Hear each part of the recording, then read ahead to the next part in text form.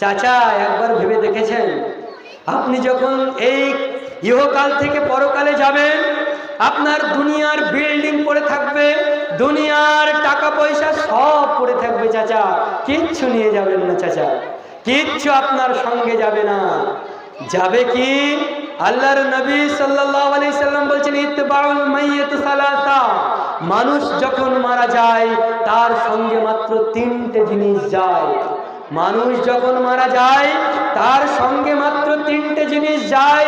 ইতবাহু আহলহু ওয়া মালহু ওয়া আমালহু, তার সঙ্গে যাবে আহাল বর্গ, তার সঙ্গে যাবে কিছু মাল সম্পদ, তার সঙ্গে যাবে ওয়া আমালহু, তার আমল। চাচা, আব্বা, ভাই, আপনি যখন মারা যাবেন আপনার সঙ্গে তিনটে ব্যতীত কিচ্ছু যাবে না। ভাবছেন আমার তো ধন সম্পদ যাবে, মানে আমি যা অর্জন করেছি সব আমার সঙ্গে যাবে না।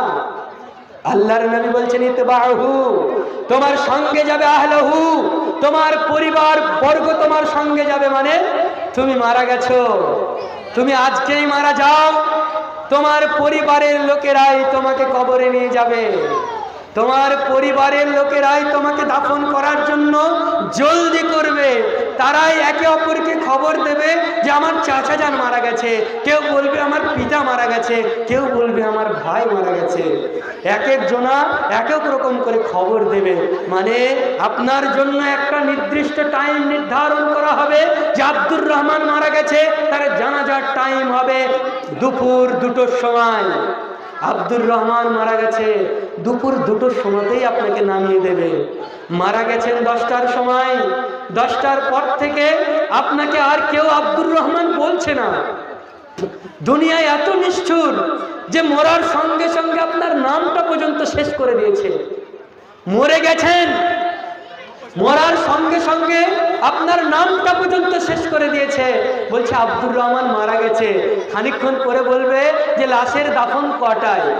কেউ বলবে 2টোয় লাশের দাফন হবে, কেউ বলবে তাড়াতাড়ি লাশকে দাফন করো, কেউ বলবে লাশকে তাড়াতাড়ি গোসল দাও, কেউ বলবে লাশকে তাড়াতাড়ি কাফন করাও, লাশকে তাড়াতাড়ি ঘর থেকে বের করো।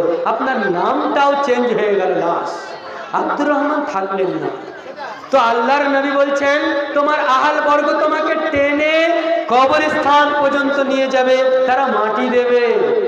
তোমার যতই কলিজার টুকরো ভাই হোক না কেন, তুমি তোমার ভাইয়ের জন্য অনেক কিছু করেছিলে চাচা, আপনি অনেক কিছু করেছিলেন, কিন্তু আপনার ক্ষমতা থাকবে না যে ভাইকে নিয়ে আপনি গড়ে যাবেন, বা আপনার ভাইয়েরও ক্ষমতা থাকবে না